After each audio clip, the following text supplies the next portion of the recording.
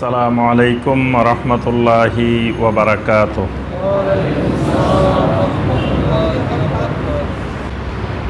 আনসাররা কোনো কথা বলেন না, চুপ করে আছে। আল্লাহ রসুল সাল্লাল্লাহু আলাইহি সাল্লাম কিছু বলতেছেন না যে মুহাজিরেরা এমন ঘোষণা দিল, আনসারেরা কিছু বলে না কেন? কিন্তু নবী সাল্লাল্লাহু আলাইহি ওয়াসাল্লাম বলতেছেন না, হে আনসারেরা বলো। কিন্তু নবী সাল্লাল্লাহু আলাইহি ওয়াসাল্লাম মনে মনে চাচ্ছিলেন আনসারেরাও কিছু বলো। সাদ ইবনে মুআজ রাদিয়াল্লাহু তাআলা আনহু উঠে বলে উঠলেন, ইয়া রাসূলুল্লাহ, ইন্না সাদ্দাকনাকা ওয়া জিইনাকা ওয়া আমান্না বিকা। হে আল্লাহ রসুল সাল্লাল্লাহু আলাইহি ওয়াসাল্লাম, আপনি জানেন আমরা আপনার উপরে ঈমান এনেছি, আপনাকে আমরা সত্য প্রতিপন্ন করেছি এবং আপনাকে দাওয়াত দিয়ে মক্কা মুকাররমা থেকে সমস্ত মুসিবত মাথায় নিয়ে আমরা আপনাকে মদিনায় নিয়ে এসেছি। সুতরাং এমদে লিমা আহবাবতা, আপনি যেদিকে যাওয়া পছন্দ করেন আপনি সেদিকে রওনা দেন।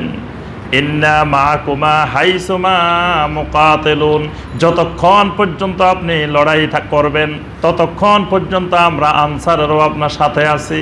সুবহানাল্লাহ। দুই দিক থেকে আনসার মুহাজির দুই দিক থেকে ঘোষণা এসে গেল। আল্লাহ রসুল সাল্লাল্লাহু আলাইহি সাল্লাম বুঝতে পারলেন সমস্ত সাহাবায়ে কেরাম নবী সাল্লাল্লাহু আলাইহি সাল্লামের নির্দেশ মানার জন্য প্রস্তুত হয়ে আছেন।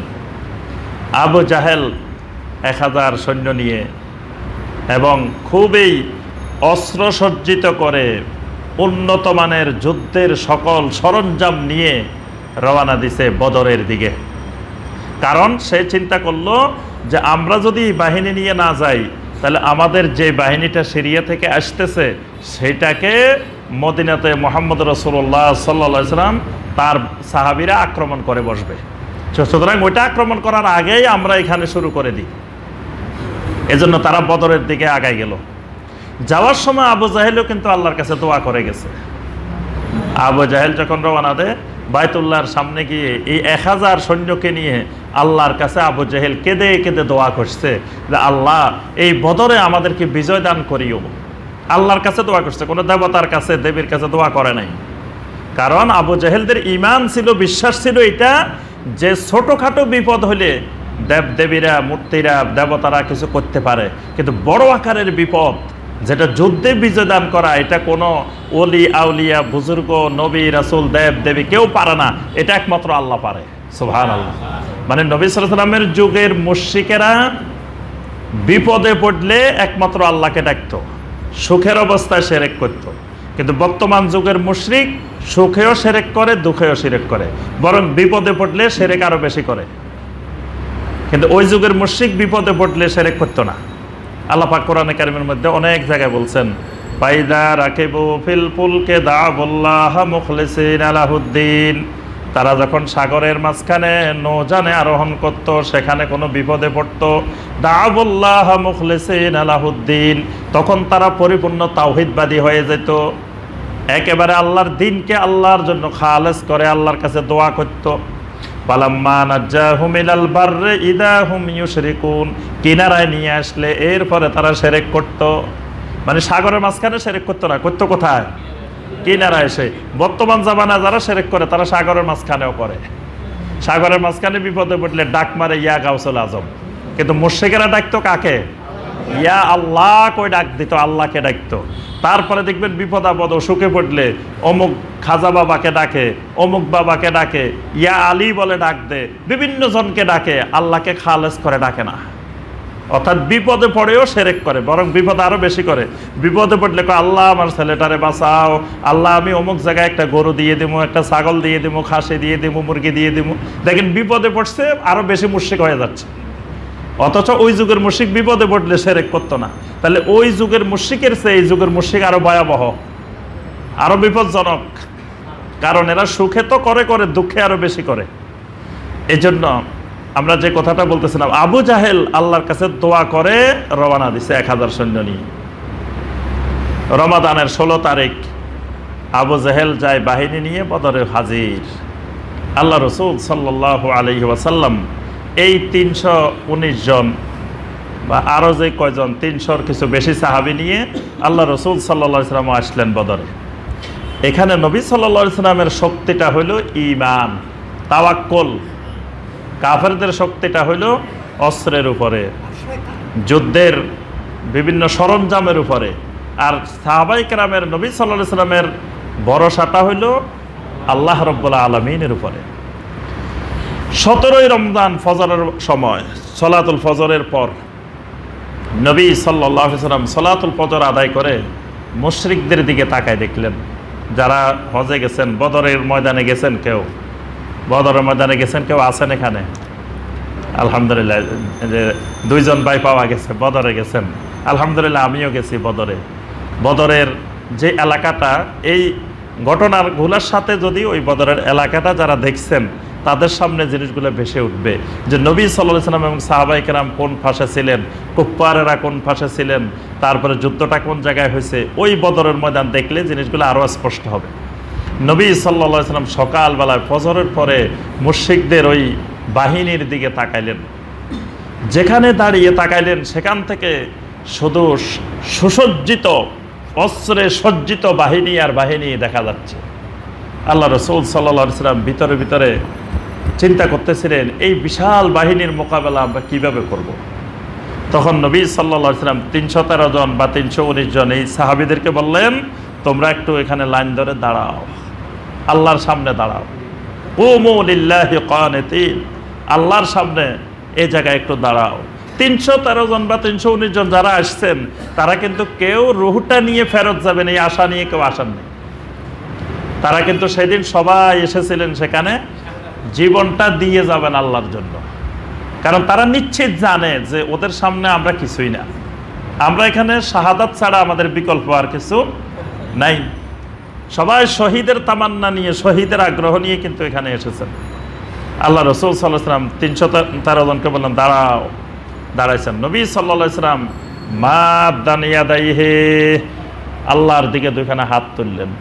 হাত তুলে নবী সাল্লাল্লাহু আলাইহি সাল্লাম বলতেছেন, কাদ আতাত বিখওয়ালাইহা আল্লাহুম্মা হাযিহি কুরাইশ, কাদ আতাত বিখওয়ালাইহা, আয় আল্লাহ, এই যে কুরাইশ, কাদ আতাত বিখওয়ালাইহা, এরা তো এদের সকল অহংকার নিয়ে, দম্ভ নিয়ে, শক্তি নিয়ে আল্লাহ হাজির হয়েছে। আল্লাহর কাছে বলতেছেন, আল্লাহ, আল্লাহুম্মা ফানাসরুকাল্লাযী ওয়া'আদতানি, আল্লাহুম্মা আনজিজলি মা ওয়া'আদতানি, আল্লাহুম্মা ইন তাহলিক হাযিহিল ইসাবাতুল ইয়াউম লা তু'বাদ।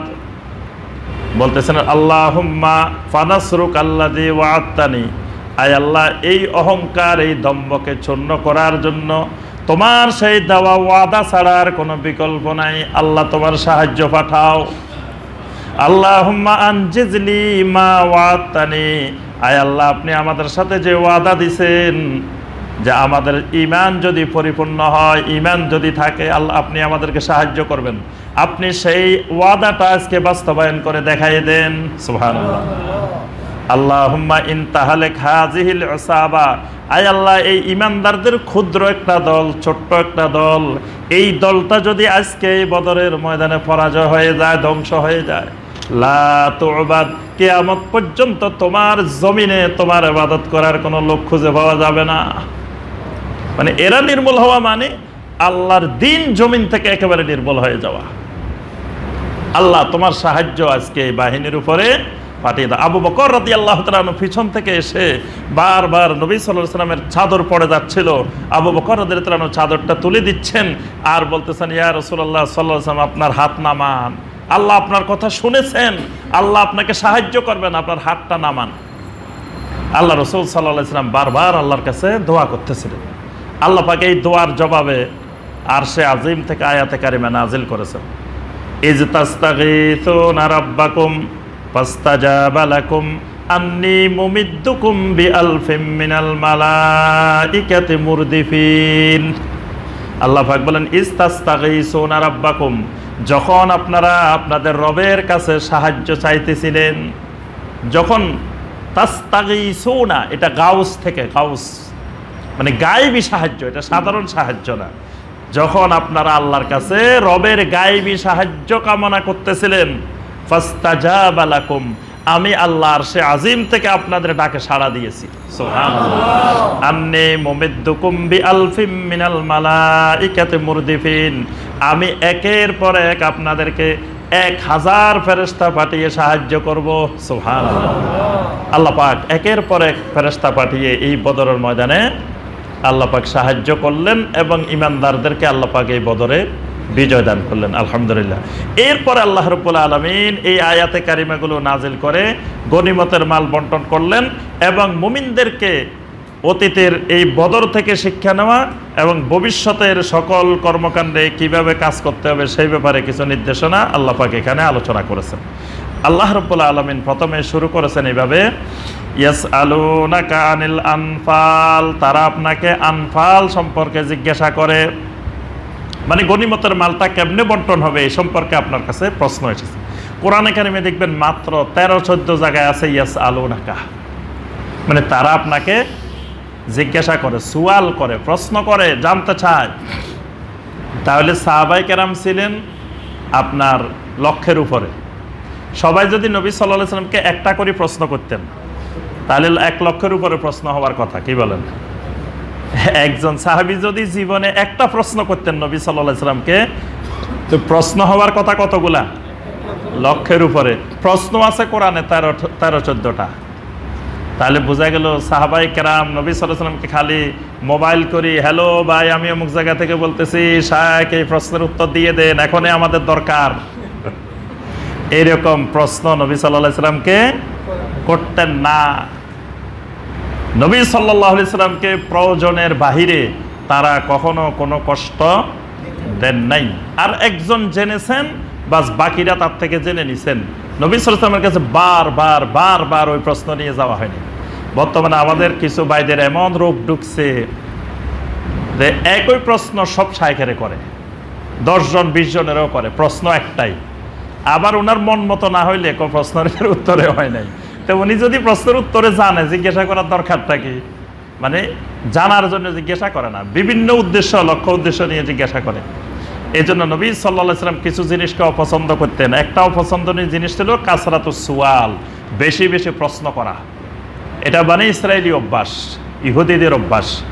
মুসা আলাইহিস সালামকে আল্লাহ বলছে গরু জবাই করতে, কয় গরু এটার রং কেমন হবে, এটা বুড়া হবে না জোয়ান হবে, এটা হাল চাষ করা হবে না নিখুঁত হবে, এত রঙের প্রশ্ন শুরু করে শরীয়তটাকে, দিনটাকে জটিল বানাই ফেলছে।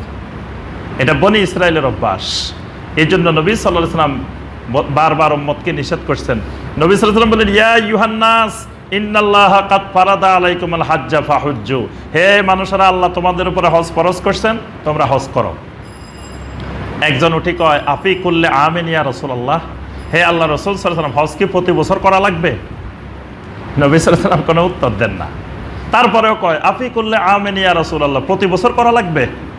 নবী সাল্লাল্লাহু আলাইহি ওয়াসাল্লাম প্রতি বছরও কয় নাই, কিছু বলেন না, খালি বলছে হজ ফরজ হয়েছে, হজ করাতে জীবন একবার করে ফেললে শেষ। এবার প্যাঁচ লাগাইতেছে, শরীয়ত কঠিন বানাইতেছে, কয় প্রতি বছর করা লাগবে। তৃতীয়বারের পরে নবী সাল্লাল্লাহু আলাইহি ওয়াসাল্লাম বললেন, লাউ কুলতু নাম লাউ ওয়াজাবাত, আমি যদি এখন বলি হ্যাঁ, তো প্রতি বছর ফরজ হয়ে যাবে হজ। সুতরাং তোমরা নিজেদেরকে এরকম প্রশ্ন করার থেকে বিরত রাখো, বরং আমি তোমাদেরকে যা বলি সেটা করো, যেটা নিষেধ করি সেটা থেকে দূরে থাকো। বেশি বেশি প্রশ্ন করে দিনকে, শরীয়তকে কঠিন বানাইও না। এটা অনেকের রোগে পরিণত হয়ে যায়। প্রশ্ন করো একটা রোগ, যাকে এই রোগে ধরে দেখবেন যে সে খালি প্রশ্ন ছাড়া থাকতে পারে না, খালি প্রশ্ন করবে। নিজে একটু পড়াশোনা করে শিখবে, তার এই কষ্ট করবে না। নিজে একটু আলোচনা শুনে শিখবে, এটা এই কষ্ট করবে না, খালি প্রশ্ন করবে সারাদিন, যাকে যেখানে পাবে। এটা একটা বড় রোগ। নবী সাল্লাল্লাহু আলাইহি ওয়াসাল্লাম এটাকে অপছন্দ করতেন, কাসরাতুস সুয়াল, বেশি বেশি প্রশ্ন করা। সাহাবায়ে কেরাম এই ক্ষেত্রে গনিমতের মাল বন্টনের ক্ষেত্রে, কারণ এটা প্রথম গনিমত, এই জন্যই সাহাবায়ে কেরাম বাধ্য হয়ে নবী সাল্লাল্লাহু আলাইহি ওয়াসাল্লামের কাছে এই ফয়সালার জন্য গিয়েছেন। তখন আল্লাহ পাক জবাব দিচ্ছেন, কুলিল আনফালু লিল্লাহি ওয়ার রাসূল, রাসূল আপনি বলে দিন গনিমতের সম্পদ, আনফালের মালিক হলো একমাত্র আল্লাহ এবং আল্লাহর রাসূল। তোমরা কেউ মালিক না, কেউ পাইবে না, এটা পাবে কে? আল্লাহ এবং আল্লাহর রাসূল। ফাত্তাকুল্লাহ ওয়া আসলিহু যাতা বাইনিকুম, ফাত্তাকুল্লাহ, সুতরাং তোমরা সকলে আল্লাহকে ভয় করো, তাকওয়া অর্জন করো। তাকওয়াটাই হলো সবচাইতে গুরুত্বপূর্ণ। তাকওয়া যার ভিতরে আছে আল্লাহ তাকে হেদায়েত দিবেন, এটা আল্লাহর ওয়াদা। ইন তাত্তাকুল্লাহা ইয়াজআল লাকুম ফুরকানা, আল্লাহকে ভয় করলে আল্লাহ তোমাদেরকে ফুরকান দিবেন। ফুরকান মানে হক এবং বাতিলের পার্থক্য নির্ণয়কারী শক্তি। মানে আপনার ভিতরে আল্লাহ এমন একটা যোগ্যতা তৈরি করে দিবেন, আপনি দেখলে বুঝতে পারবেন কোনটা হক কোনটা বাতিল। আবার বিরাট আলেমওয়ালা লাগবে না, বিরাট মুফতি সাহেব হওয়া লাগবে না, বিরাট মুহাদ্দিস সাহেব লাগবে না। আপনি হয়তো কিছুই জানেন না লেখাপড়া, কিন্তু আপনি হক আর বাতিল চিনতে পারবেন। এটার নাম ফুরকান। এই নিয়ামত আল্লাহ সবাইকে দেন না। অনেক বড় আলেম আল্লাহ যদি ফুরকান না দেয় তো তিনি হক আর বাতিল চিনবেন না। কারণ ইহুদিদের অনেক বড় বড় আলেম ছিল, তারা কিন্তু হক আর বাতিল চিনে নাই। মানুষ বলতো, আরে মিয়া আমরা না মূর্খ মানুষ, চিনি না। এই যে এত বড় বড় আলেম, এরা বুঝে না, এরা চিনে না। তা আল্লাহ তো ওদেরকে ফুরকান দেন নাই। উকবা ইবনে আমের আল জুহানি রাদিয়াল্লাহু তাআলা আনহু, যিনি মরুভূমিতে ছাগল ছড়াইতেন, আল্লাহ তাকে ফুরকান দিয়ে দিচ্ছেন। সেই লোক আসে আল্লাহ রাসূল সাল্লাল্লাহু আলাইহি ওয়াসাল্লামের কাছে হেদায়েত পাই গেছে, ইমানদার হয়ে গেছে, জান্নাতি সাহাবী হয়ে গেছে। সে বেলাল রাদিয়াল্লাহু তাআলা আনহু একটা গোলাম, তাকে আল্লাহ ফুরকান দিয়েছেন, তিনি হেদায়েত পেয়ে রাসূলুল্লাহ সাল্লাল্লাহু আলাইহি ওয়াসাল্লামের মসজিদের মুয়াজ্জিন হয়ে গেছেন। নবী সাল্লাল্লাহু আলাইহি ওয়াসাল্লাম মেরাজে যায়, দেখেন জান্নাতে বেলাল হাঁটতেছে, বেলালের পায়ের আওয়াজ শোনা যাচ্ছে। সুবহানাল্লাহ। লেখাপড়া জানা না, বড় পণ্ডিত না, বড় বুদ্ধিজীবী না, কিন্তু আল্লাহ তাকে ফুরকান দিয়ে দিছেন। আর আবু জাহেল আবু লাহাবরা বিরাট বিরাট বুদ্ধিজীবী, বিরাট বিরাট পণ্ডিত, কিন্তু এরা ঘরের পাশে হেদায়েত চিনতে পারে নাই। এই জন্য হেদায়েত পাওয়াটা হলো তাকওয়ার উপরে নির্ভরশীল। আল্লাহ বলছে বেশি বেশি আমি আল্লাহকে ভয় করলে আমি তোমাকে ফুরকান দিয়ে দিব, তখন তুমি বুঝতে পারবা কোনটা হক কোনটা বাতিল। ফুরকান না হইলে এই লোকে হক আর বাতিল বুঝতে পারবে না। এই জন্য আল্লাহ পাক বলছেন ফাত্তাকুল্লাহ। আল্লাহ পাক কোরআনে কারিমে বারবার তাকওয়ার নির্দেশ দিয়েছেন। তাকওয়াটাই একজন মুমিনের সবচাইতে বড় সম্বল। ওয়া আসলিহু যাতা বাইনিকুম, তোমাদের নিজেদের মাঝে পরস্পরে ইসলাহ করে নাও। নিজেদের মধ্যে কোনো সমস্যা হইলে এটা নিয়ে কোনো দলাদলি, ফেরকাবাজি, গ্রুপবাজি করিও না। নিজেরা ইসলাহ করে নাও নিজেদের মধ্যে। অর্থাৎ এই যে গনিমতের মাল নিয়ে 3 গ্রুপ হইছো, এটা নিয়ে গ্রুপ হওয়া যাবে না। এটা নিয়ে 3 গ্রুপ মিলে, সবাই মিলে নিজেদের মধ্যে ইসলাহ করে নাও। আর আমার রাসূল তোমাদের মধ্যে আছে, সুতরাং আমার রাসূলই তো তোমাদেরকে ইসলাহ করে দিবেন, বুঝাই দিবেন কে কতটুকু পাবা। ওয়া আতিউল্লাহ ওয়া রাসূলাহু ইন কুনতুম মুমিনিন, যদি সত্যিকারে মুমিন হও তাহলে তুমি আল্লাহ এবং রাসূলের আনুগত্য করো। সুবহানাল্লাহ। মানে মুমিনের কাজ হলো, সত্যিকারের মুমিনের তিনি আল্লাহ এবং রাসূলের আনুগত্য করবেন। এর বাহিরে যদি নিজেদের মধ্যে কোনো বিরোধ সৃষ্টি হয়, তো নিজেদের মধ্যে বিরোধ সৃষ্টি হলে এটার ফয়সালা করবেন আল্লাহ এবং আল্লাহ রাসূলের কথা দিয়ে। মানে একজন বলতেছে এটা এমনি করো, আরেকজন কয় এমনি করো, তো পরে 2 জনের মধ্যে 3 জনের মধ্যে যখন একতলাপ, তো 3 জনেরটাই বাদ দিয়ে বলতে হবে কি আল্লাহ এবং আল্লাহ রসুলের দিকে আমরা ফিরে যাই। আল্লাহ এবং আল্লাহ রসুল আমাদেরকে যা করতে বলছেন তাই করি, যেটা করতে নিষেধ করছেন সেটা থেকে দূরে থাকি।